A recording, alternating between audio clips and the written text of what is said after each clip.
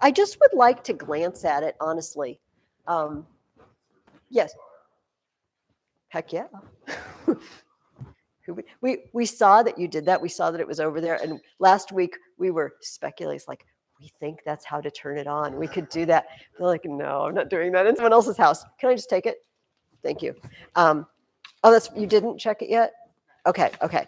Let me just, I'm going to glance over and see if there's anything that I really want to mention, okay?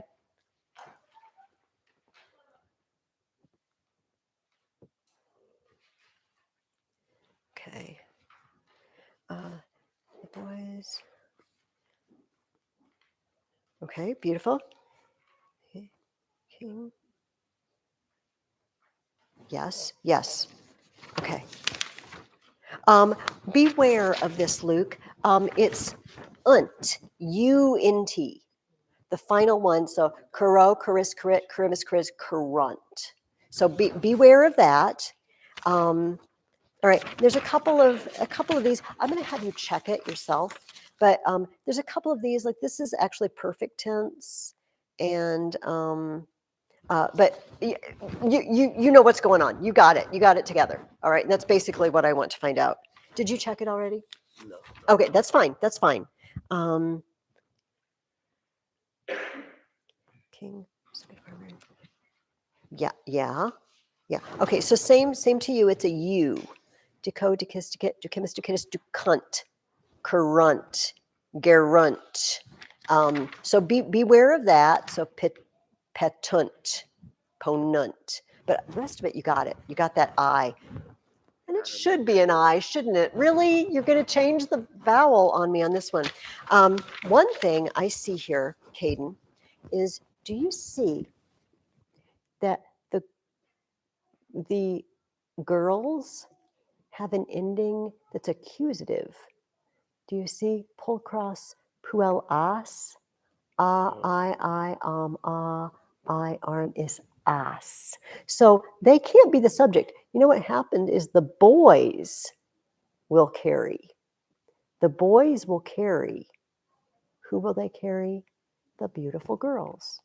They're accusative. Does that make sense? Does that make sense? I will let you check over it with the key that I gave you at home. But I just want to see where everybody is, all right, before we launch in. Because I'm going to teach you something new, but it's not crazy hard this time. Do you have it? So the back, I completely forgot to do the. It's fine. No, it's this one. It says test. That's it. That's it. Okay. Just let me. King's a good farmer. Oh, that's fine. That's fine. Yeah. Okay. Okay. Yeah. Okay. This is all I wanted to know. Okay. We are going to look at chapter 13. Let me. You know what we're going to do? I'm just going to bring this a little bit in. Okay. I don't want it to go down. I want it to go up. If I bring it a little closer, so it can see the. Except when I get close to the camera, I'm going to be enormous. Okay. Oh, and I have to be on this side. Right. All right. We are going to do chapter 12 over break. And I have the complete WAD worksheet, okay? So it's the worksheet that has chapter 12, day 1, day 2, you know, all of this. And then the thing that says test. All right, the thing you just did this week. I'm just giving it to you all. I will not be seeing you for 3 weeks. And I do not expect that you are going to work on your Latin every day over Christmas break. So just, I'm not living in fantasy land, okay? It's Christmas. However, do not just not do anything for 3 weeks either. You have worked hard to learn things, and you will forget them. Yes, sir. No. I will not see you again until January 3rd, because next week is the week leading up to Christmas. It's kind of awkward because Christmas is on a Sunday this year, you know, but yeah, the week before Christmas and the week before New Year's. No class next week, no class the next week. So you have 3 weeks. And I know you're not going to spend the entire 3 weeks eating turkey and Christmas cookies and opening presents. You will have some spare time. I know you will. So work your way through chapter 12. Also, remember what I've said repeatedly. If you don't have the time or the inclination any given day to do work on your worksheet or whatever, just review some vocabulary. Spend 5 minutes, 10 minutes drilling vocabulary. Pick a verb and conjugate it. And see if you still remember how to do it. Anytime your brain goes through that again, you drive a little groove in your brain, and a memory groove, and you drive it deeper and deeper and deeper. Every time you just practice and review, it's never wasted. It's always good, okay? So our goal is to do all of these sheets. Just do chapter 12 to learn the vocabulary. When we come back, I think we have one more chapter, and then there's one of those unit readings that we may or may not try to do. And then I'm going to write my own test. I don't like their tests. I'm going to make my own thing, and just to find out where we are and give you a closed book thing. But I won't give you that the day we come back. All right, we'll get over our Christmas break and get back to it. So let me, first of all, I need to be able to see my time. Let's do a little bit of review before I show you what chapter 13 is all about. Chapter 12. Keep saying 13, it's chapter 12. Let's, oh shoot. You know what? I have to show you what is in chapter 12 because I made up sentences based on it. Let's review all our nouns, all our noun endings. Here we go. First declension. Ah, I, ah, I, arum, is, as, is. What gender are almost all of these? They are feminine, except for the man jobs. Farmer, poet, sailor. Did we learn another one? Settler in COLA. Okay. What? Second declension. Us, e, o, e, orum, is, os, is. What gender are all these? Masculine. There you go. Then we have second declension neuter, what gender are all these? Oh yeah, this is the toughest question. E, o, orum, is, is. And then we learned third declension. I'm going to use X as my beginning, even though they don't all end in X in the nominative. But Rex and Dukes, a lot of them do. So we'll use X. X is, say again. Okay.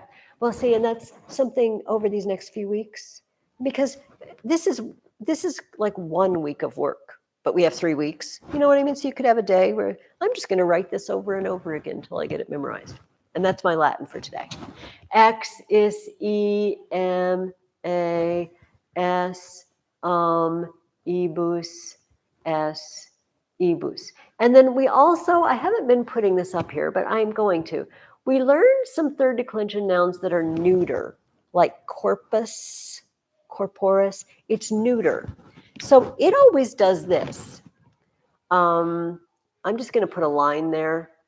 Is, E, A. That means the nominative and accusative are the same, and the plurals end in A, ebus. Let me show you what I mean by that.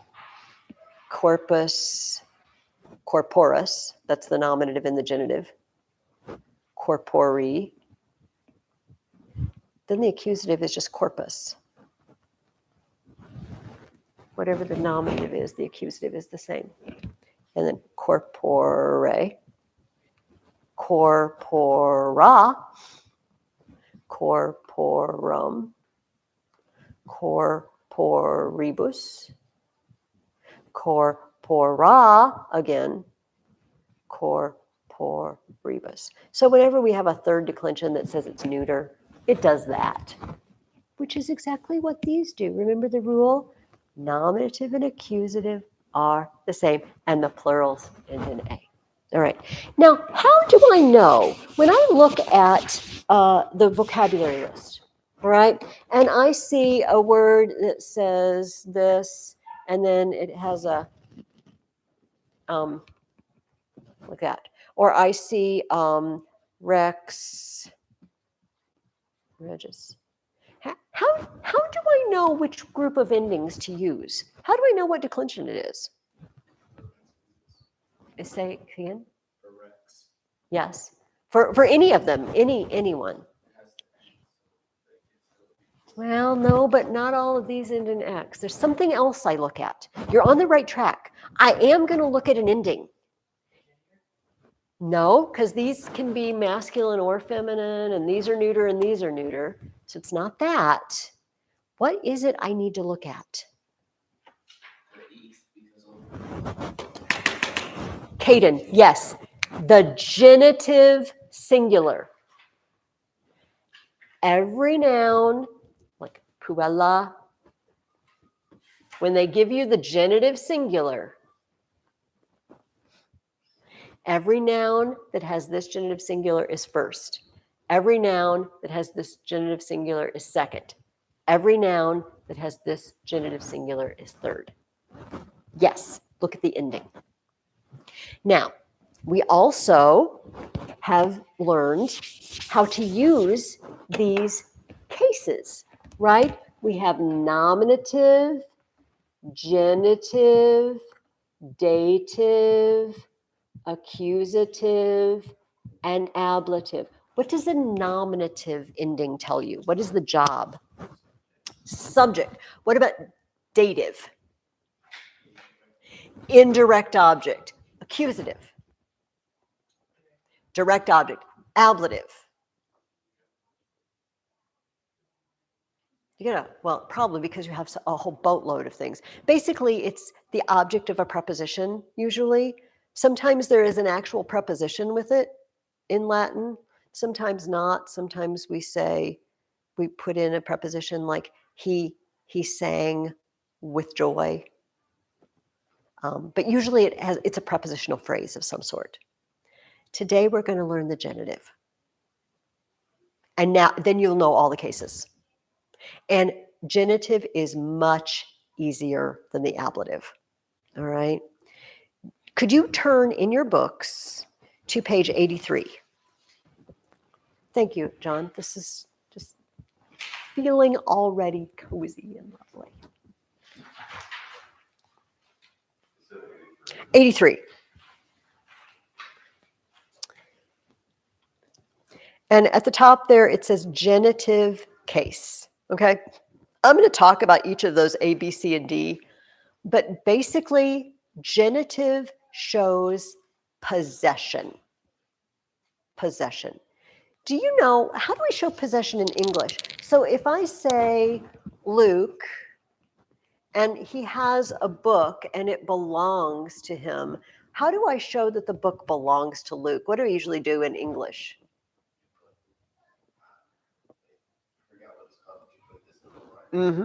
Apostrophe. Yes, that's exactly what I do.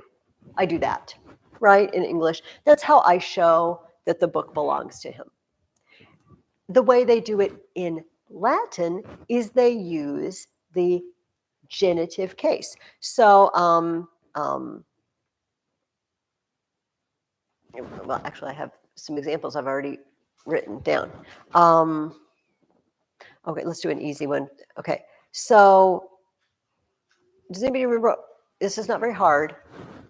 What does Rosa mean? It is rose.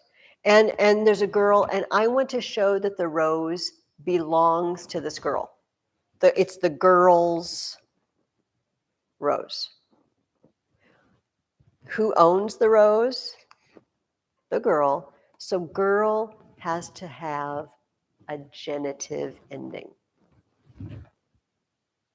And I translate this the girl's rose, or the rose of the girl,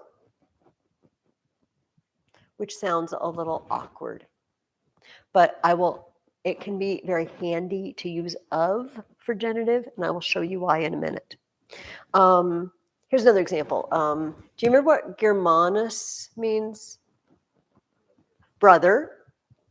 And okay, so I want this brother to be the brother of the king, the king's brother. What's the word for king? Rex regis. So what is the genitive? How do I make king genitive? You actually just said it. Regis. It's the brother of the king or the king's brother. Does that make sense? It's just, I put it in genitive. Now, here's the thing that it's easy. Let me get this other stuff out of the way. It is easy to get a little confused, and I've had many students do this, and they want to say the king of the brother's king. They forget, well, which one do I put the apostrophe S on? Which one owns it? Remember, the genitive is the one who it belongs to. Genitive is possession. If I want to say the king of the brother, I have to make Germanus genitive.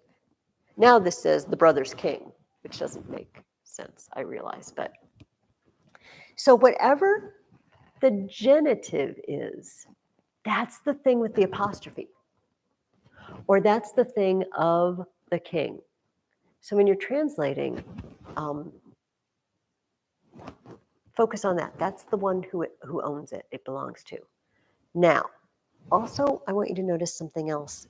You don't really notice it from this because I've only been giving you 2 words. Usually, the thing it belongs to is right after the thing. The brother of the king. The king of the brother. This helps us because have you noticed that this ending can also mean it's a subject? This ending can also mean it's an indirect object or a plural subject. Whenever you see a word and then a genitive right after it, it's probably the owner of the thing. Probably the owner of the thing. Let's try this one. What would mater militis? How could we translate that? Okay, say it again. Okay, so who gets the apostrophe? Which one is genitive?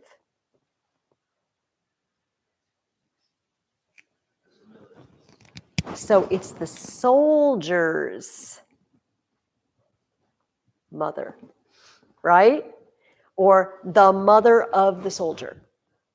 And this is reason number 1 why I feel like translating of helps. If I just look at militus, okay, militus is genitive. It must mean of the soldier. Then I don't make the mistake. I know it's the soldier's mother, not the mother's soldier. Let's try another one. Toga puelli. The girl's toga, or the toga of the girl, right?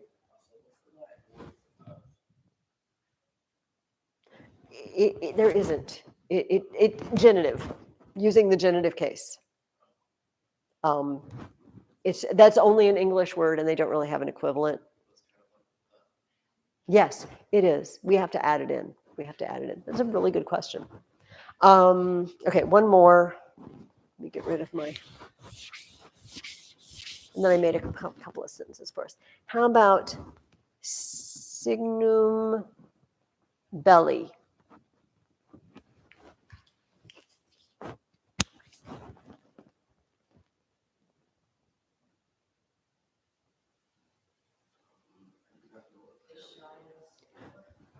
A sign of the war, the sign of war. So remember, belly is our genitive, so it must mean of war. And this means sign, a sign of war. I don't know what that would be, like bombs dropping? That would be a sign of war, wouldn't it? Notice something else here. The war's sign. Doesn't that sound a little odd? I mean, if bombs were dropping and I have two choices. I'd say, it's the war's sign. Or I'd say, it's a sign of war. I would probably say it's a sign of war. Burning buildings and bombs dropping are a sign of war. Sometimes it just sounds better in English to say it like this. Which leads me to the other ways in which they use genitive. Okay, now we're going to look at that list. We looked at A already. Does everybody see the A where it says possession? I'm on page 783. Okay. Possession expresses ownership or belonging. Arma militis, the arms or weapons of the soldier, or the soldier's arms, the soldier's weapons. Okay. That's one way. And that one, you can use apostrophe S or of. But look at the next one, origin. Expresses the place from which a person or group originates. Cloelia of Rome, like Plato of Athens, all right, John of Bettendorf, all right. We probably wouldn't say Bettendorf's John. That would just, he's John of Bettendorf. We never use an apostrophe S for that, you know. Mrs. Orion's Mrs. Ferguson. No, that's Mrs. Ferguson of Orion. That's how we say it in English. So in this case, when you're saying they're from a place, they're of that place, we probably would just use of. All right. C, material, expresses the material from which something is created. A sword of iron. We also would never say the iron's sword. The iron doesn't own the sword. The iron makes the sword. A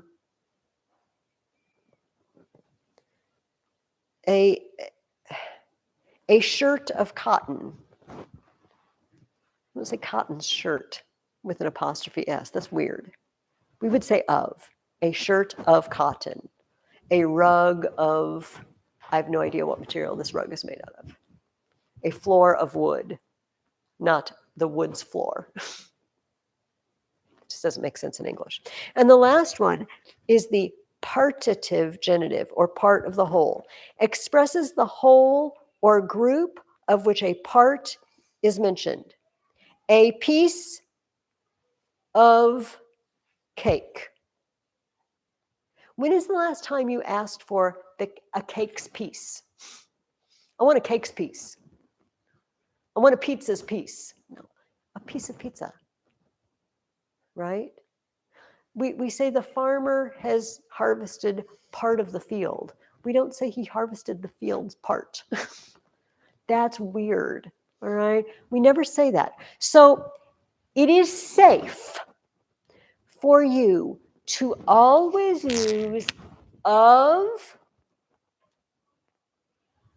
and whatever the genitive thing is, because it doesn't matter which of these they're using it for, it will always sound right. Does that make sense?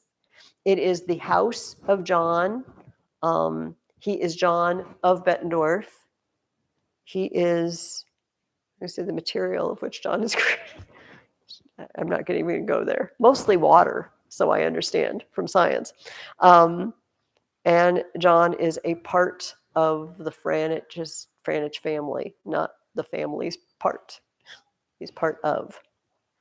So let me put a couple of sentences up here and let's practice.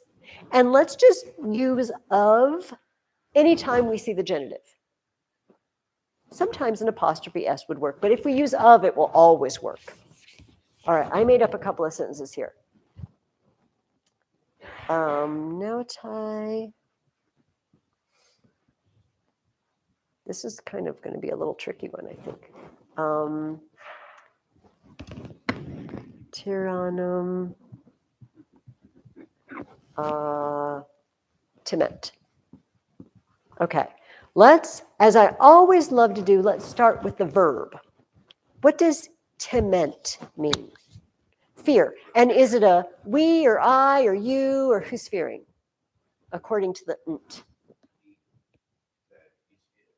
Well, remember, O, let's put this down. O-S-T mus tis nt. Right? So it's they. They fear. Is there anything with an ending that's nominative and plural? What could be the they? Okay, yeah, we have a problem, don't we? Because both of these endings could be subjects. So now I'm going to have to, okay, either the sailor's fear or the queen's fear. What do they fear? Let's just tackle, what's the direct object? The tyrant, all right? So somebody fears the tyrant. And we have two candidates, all right? Now, is there anything else that this ending could mean? It could be genitive. Is there anything else it could be? It could be dative. All right. So, is anybody, do you think somebody's getting the tyrant? Is somebody giving the tyrant to someone else? No, I don't think so. So I really feel like it's probably not dative. My instinct tells me that the verb fear doesn't really take an indirect object. So let's test this out. What if one of these is genitive? We could have the sailors. Yeah, it usually does. Good remembering, because I could say, well, the queens of the sailor, that sounds kind of odd. The sailors of the queen. Ooh, I like that. The sailors of the queen fear the tyrant. That makes sense. And Caden, you nailed it. Usually, if there's a word that comes right after another word and it has a genitive ending, it goes with that, of the queen. Do you see how I worked that out? It stumped me for a moment, stumped us, because I thought, well, gee, there's all sorts of things that could be. I don't know which one is doing the fearing. But after I kind of process of elimination, work it out, I also might remember that often the subject is the first thing in the sentence. And since that was the first thing, it was probably the sailors doing the fearing. Yes?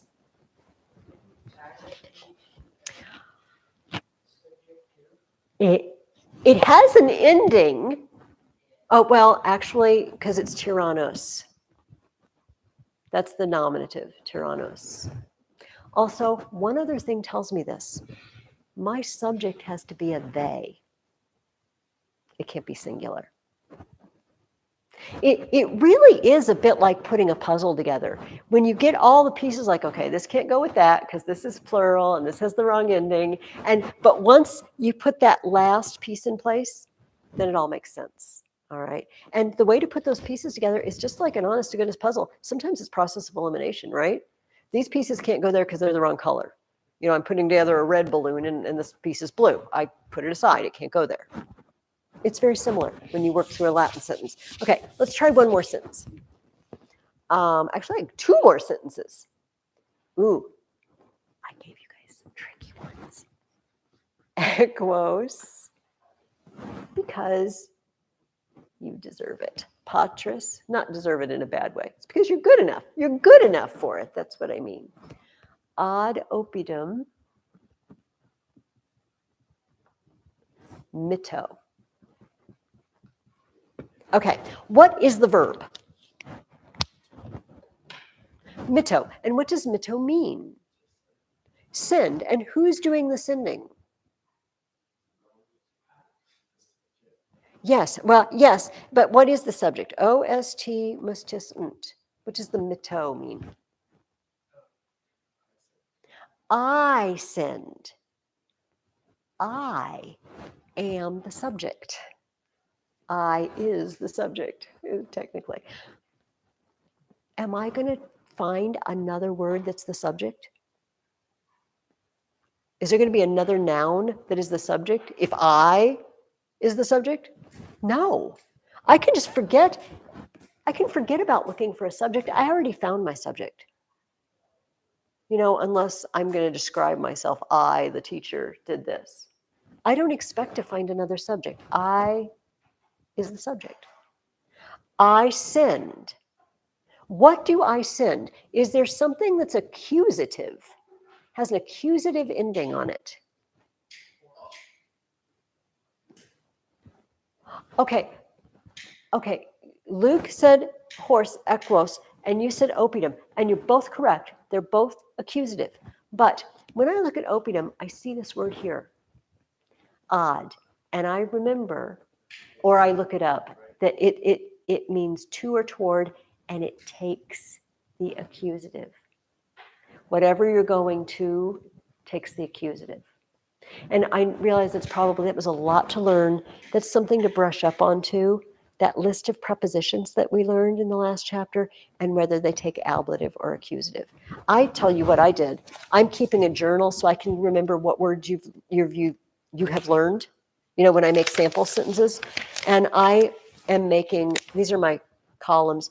I put an accusative column and an ablative column, and I'm putting the prepositions down and grouping them so I can keep them straight. So I recommend that. So this is not going to be my direct object because it goes with the odd. So now I'm left to this, equos. It does have an accusative ending. Is it singular or plural? Well, let's look. It's in this side. It is plural, so it's horses. I send horses. Now, I could go over here because I already kind of told you what this means. I told you it meant to. To what? I send horses to the town. And I only have one word left, patris. What case is patris? It's our new genitive. And what does pater, patris mean? Father. So this must mean of the father. That's what it means. I send the horses to the town. Where do you think of the father fits in? I send the horses of the father. In this case, apostrophe S would work, wouldn't it? I send the father's horses to the town. Does that make sense? Do you see how I eliminate it? And then every word you work out, you have fewer words left to fit in, right? And you can work your way through it. All right, let's try one more. Puer, filiam, pulchrum, poetae, videbat. Videbat. All right, start with the verb. Tell me everything you can about videbat. I mean, see. It's imperfect tense. Except that would be present tense. Can you make it imperfect? The bombas bot. He, she, or it was seeing. Great. What could be the he, she, or it? Do we have a noun that is nominative? The boy was seeing. What? Direct object. What's he seeing? Something with an accusative ending.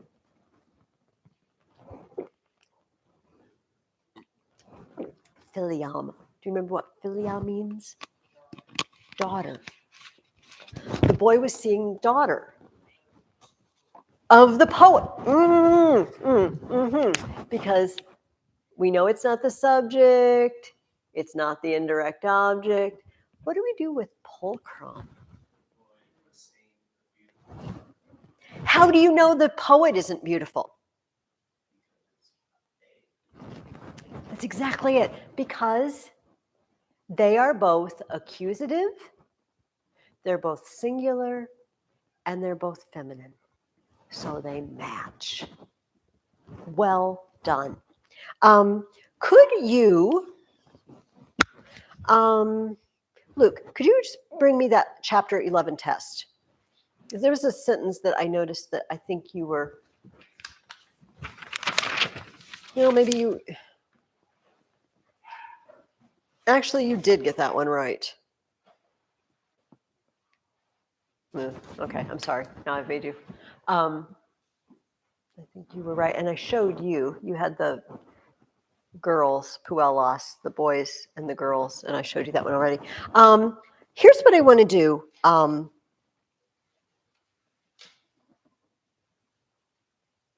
Actually, this is a gift. Let's look at a couple of the exercises in your book, okay? Let's look on page 83.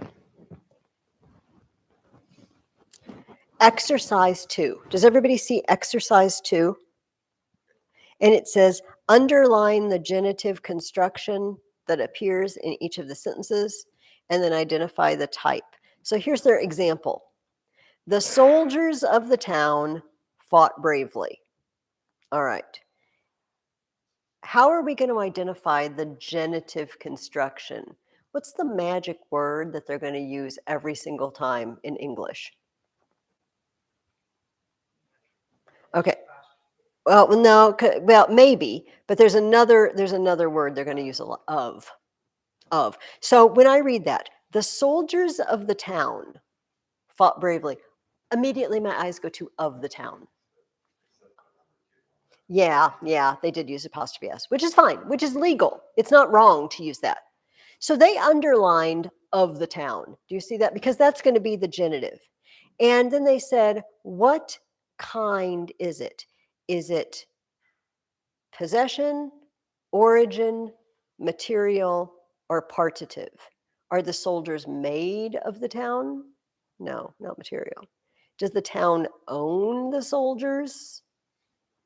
That's kind of weird. How about the soldiers are from the town? That's their origin. So do you see below they said origin, genitive of origin. They are of the town. The town is where they are from. And then they wrote OPD. That is the word town in genitive. Let's actually do the first one together. Let's just do it together, the whole thing. You can write it down in your book if you want to. Okay, so inside the temple is a statue of bronze. What is the genitive construction? Of bronze. So the first thing I would do would be I would take of bronze and I would underline it. Of bronze. Okay. And then they want to know what is it A, B, C, or D? Does the bronze own? Okay, material. So it's C. And then they want us to know what is the word for bronze. And I'm trying to remember because it's not one I know off the top of my head because it starts with an A. It's not one of your new words, is it? No. This is very embarrassing. I'm on live YouTube. I can't remember what it is. I want to say that it starts with an A-E. Also, if it's material, is it ever going to have a the? No, it is not. That is a very good observation, Caden. It is never going to have a the because we don't say, this is a shirt of the cotton. That's really very weird.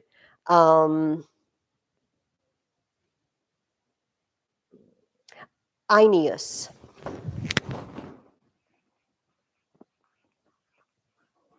Bronze, okay?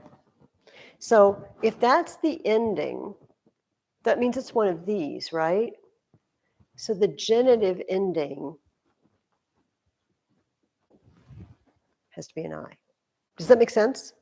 That's what they want you to do. So in the next one, it's very easy. We're not going to do the whole next one, but what word there is genitive? The maiden's bravery was amazing. The maidens, because it has an apostrophe S. All right. Does that make sense? Okay. Actually, I was going to do some of exercise 3, but I noticed the time, and we also do need to look at your new words. All right. So let's go over the new words, and then if we have time, we'll do the first sentence in exercise 3.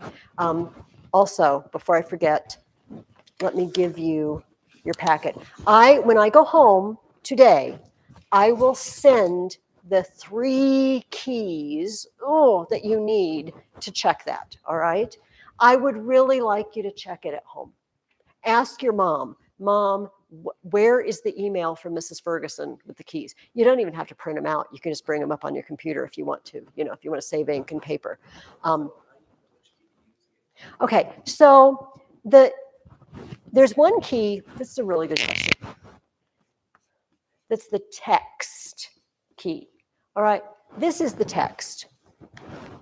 All right, every question that's in this book is in that key. Now, toss me the paper I just gave you.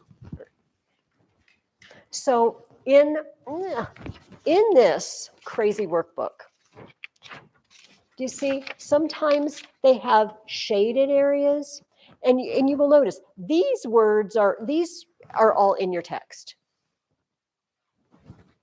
but the ones that are shaded aren't. The shaded ones are the workbook. I think I just spelled it like that, key. All right, the ones that are only in the workbook. And then the page that says test, it says test key. All right, so this is the stuff that's shaded. This is the stuff that's only in the book that's not shaded, and this is the stuff in the sheet that says test. And this is driving me crazy. Okay. So sorry you are stuck using this book. And I will not do it again. Okay, let's go over your vocabulary, and then I think I'm going to have to let you guys go probably. All right, first word, dux, ducus. It means leader. And I see that it is third declension, dux, ducus, and it's masculine. No offense to women, but the office of leader was a guy job, so it's masculine. Familia. I see that the genitive is AE, so it's one of these, familia, familiae. It's super easy, it means family. It looks like what it means. Familia means family. Flumen, fluminous. It's got an is, so it's third declension, and it says in after it. It's neuter. It's one of these crazy neuter third declensions. And it means river. And doesn't flumen just sound like it's flowing? We learned river bank, ripa, river bank, like the shore. I feel like flumen just sounds like it's flowing. Also, flume, like, Six Flags used to have a log flume. You get in the plastic looking log and it takes you down, in the water, and you go down the little, I'm not crazy, right? Those things still exist. And it makes you splash real big at the end. It's fun when it's really hot outside and you get all wet. Okay. Oh, somebody got caught under one of them. They fell out. Okay, we won't talk about that. Legatus. Legatus legati, it's one of these, and it means lieutenant, an officer, an army officer, or a lieutenant, okay? Obses obsidis is a hostage. Here's how many military words you get. When you learn Latin, you learn a lot of hostage, enemy, army, sword. That's the sort of words they always teach you. Obses obsidis is one of these, hostage. Pax pacus, peace. The Pax Romana we've been talking about. Yes.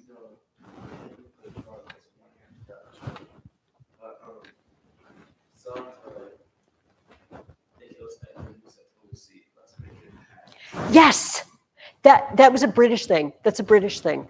That they kids would use that. Call it Pax. Means a truce, peace. Very good remembering, Caden. Excellent. Yeah, means peace. And we see that it's third declension. This is getting really hot on the back, so I'm moving it away from the. Suddenly, I'm going to set your whiteboard on fire or something. Yeah, but I'm just reading out of the. I'm not going to write, so it's fine. The camera people will have to do without it. Periculum. Periculum is second declension neuter. Danger. Kind of looks like the word peril. Statua means statue. There's a tough one. And Virgo virginis means maiden. It's third declension, Virgo virginis. We don't have to work real hard to learn its gender, though. Newsflash, maiden is feminine. It's not masculine. It is not neuter. Maiden is feminine.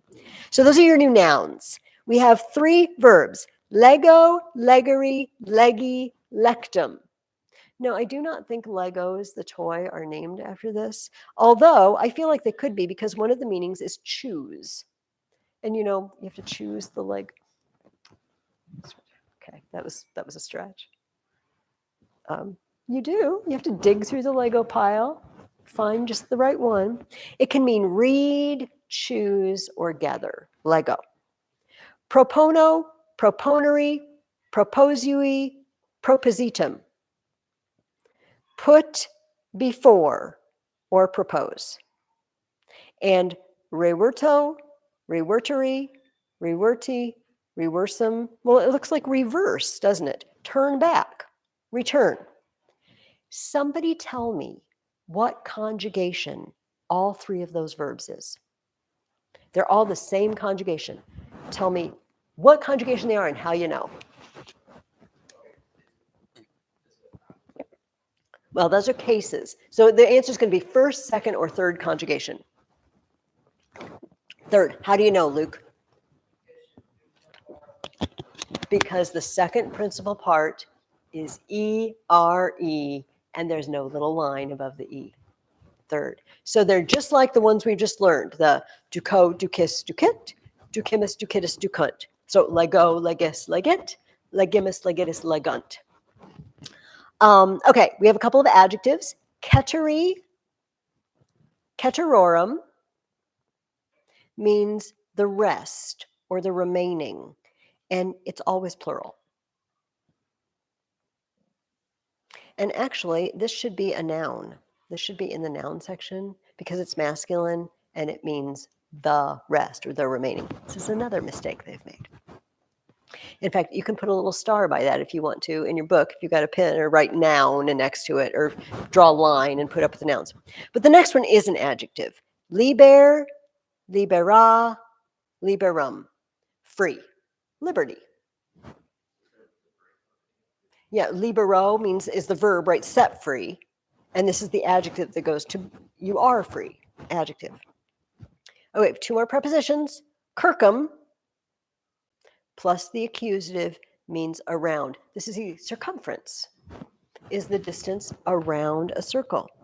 And prope plus the accusative means near.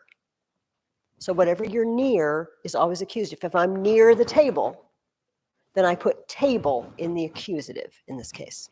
And one conjunction, quod. Quod means because.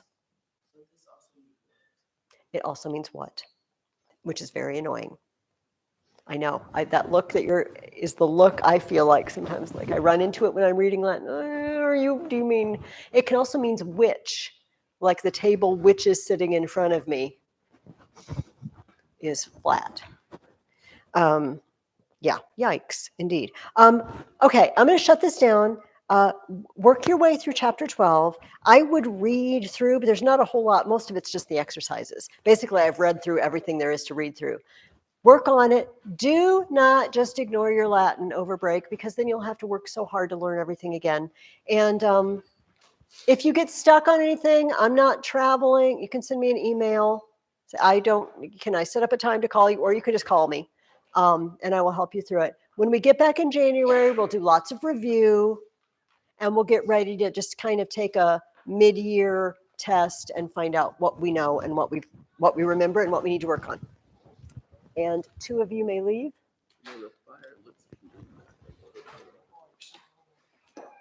One of you may not.